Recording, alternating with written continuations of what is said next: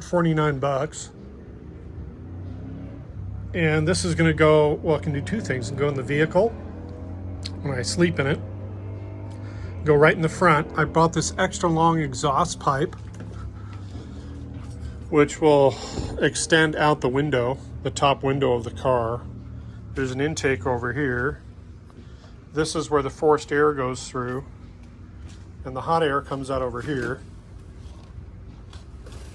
And there's a digital readout, so you can set the temperature, and it'll maintain temperature in the vehicle. It has a 12 volt here, so you just plug it in the cigarette lighter of the car.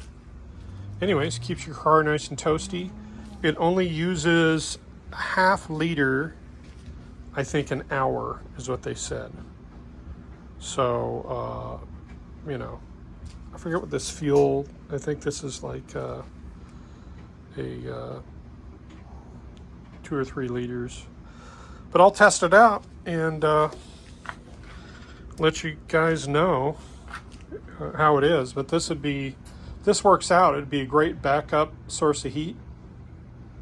Not only if I'm camping in the vehicle, you know, but for the tent too.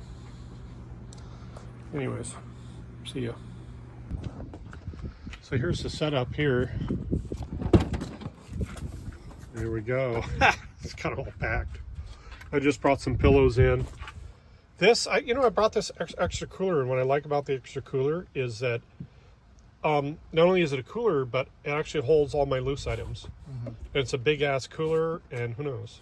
Right. End up killing a deer or something, I can throw it in there. This tire normally I put on the roof, but it's kind of heavy, so I'm going to move it towards the center because I'm carrying the bike on the rear of the car.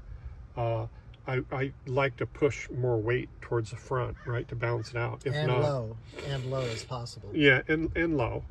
So anyways, yeah, I brought my M audio, so I'm going to do some, when I'm doing editing the YouTube videos or what have you, going to add some synth ambience to it. I decided to use suitcases for, like, this one's all the motorcycle riding gear, you know.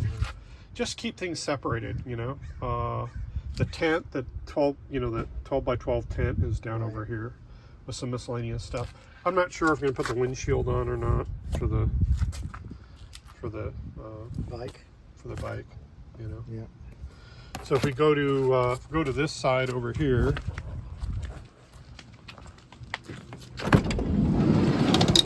this is the oven. That's a cast iron oven. And I just put it upside down. We should name it the Iron Pig. Yeah. So I'm going to sleep at night. If I have to sleep in the van, I'm just going to pull this out. I'm going to pull the tire out. Mm-hmm. And that's pretty much it. Then I have a flat area and I can just lay down and go to sleep. And that brings up to the other thing, which is this device over here. This I just hooked up last night. This is the heater, the diesel heater, and it took a while to prime it, but man, once that got going, whew, it only uses about a half liter an hour, but it pushes air and it keeps things really, really warm. So I can use that as a backup heat source to the tent, because sometimes the tent you run with the wood in the stove, but the wood goes out after a while, you know, and you have to get up about every 3 hours to feed some logs into it, and right. The temp can kind of vary. What's great about this actually has a temperature setting, and it'll actually maintain just a certain heat. Oh, that's really nice. So you're not messing with it all the time, trying to stoke it up or cool it down. Yeah, so here's extra coolant oil. I always bring extra coolant oil. Tarp, this is great. This is like a bag for trash. Now up on top, I have the propane, diesel, motorcycle fuel, 10 gallons fuel.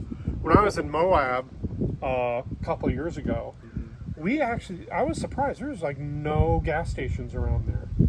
And in Yosemite, I went up there. There's no gas stations in the valley anymore. There's one up at Crane Flat. One up at Crane Flat, the generator was out.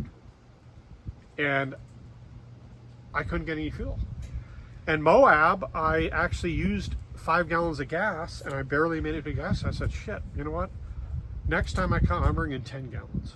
You know what I mean? Yeah. So here's the interior. Now what I added is, this looks kind of hokey, but this is actually it's gonna be a phone mount. Oh, that is hokey. It is, but look at this. You know? So going down the road, I'm gonna have that. This over here is the, see that? That's the iPad. Right. So I have an iPad mounted here with the stereo system, so that's good.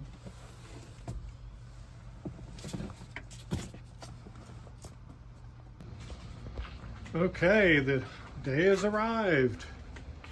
Gonna be leaving. Gotta load the bad boy up here. KTM. Salt the countryside with it. There we go. There's the Joe haulers on. Ready to load her up. Airbags are charged up. Just a few remaining items here. And the rat's gonna hit the road. Well, I have an extra toolbox, but I thought, I'm bringing the bike, and also, this is kind of a project I'm still working on. I don't know what. So I said, I have the weight. I'm not carrying any of the extra seats. Like, I have room. So why not just get the toolbox, all the extra motorcycle parts in there for installing the racks and doing other things I need to do if I decide that it's appropriate to do it,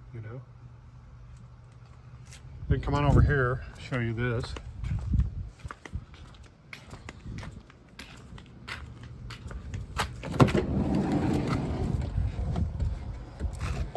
Here,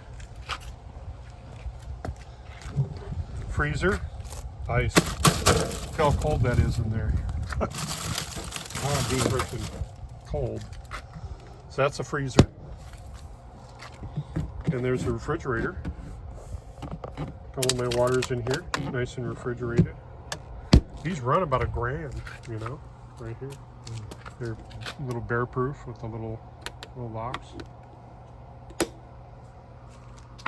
Anyways, I had a buddy donate that to my cause. So, yeah, then I put in... I'd say you're loaded for beer, so to speak. Yeah, put 5 gallons. I mainly use this little cooler right here for washing on camp. I just put on the end of the table, the campsite, and then that takes care of that, I got the LED light beam hooked up. That's 300 watts. Of course, it's so flat, catches all the bugs, so you had to clean it quite often. Again, you see the smoked headlights. Those look pretty cool, right? A little darker. I also polished, I went down with a buffer and I polished all the scratches out, the fog lights.